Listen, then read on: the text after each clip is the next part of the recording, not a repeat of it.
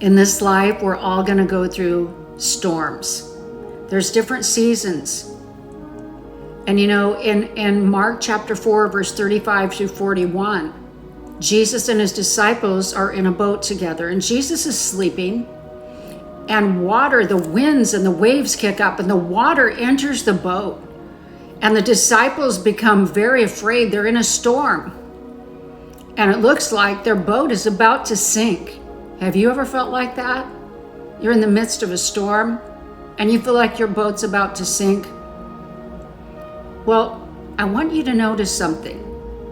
Jesus did not wake up because of the wind or the waves. He woke up when his own disciple called upon him and cried out to him. He responded to the cry of his people. And then he got up and he rebuked the wind and the waves. And they were astonished. Who is this that even the wind and the sea obey him? You see, all the elements are subject to him. The fire couldn't burn him. The water turned to wine. The water had to hold him when he stepped upon it. The wind responded to his command, peace be still, and so it was. Think about that. All the elements obey him.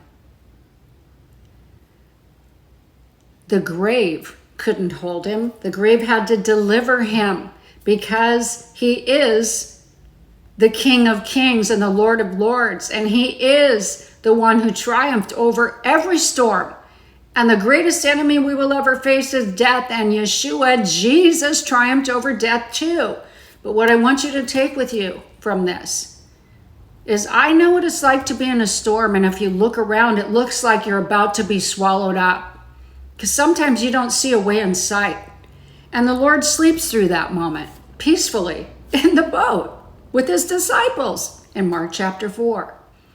But when his disciple cried out to him, Jesus rebuked the wind and the sea. The Bible says in Hebrews that he is the same yesterday, today, and forever. We have a wonderful, awesome Lord, and we can call upon him, and he will never leave us or forsake us. Put your trust in him again today to bring you out of that storm to a place of peace and safety. God bless you.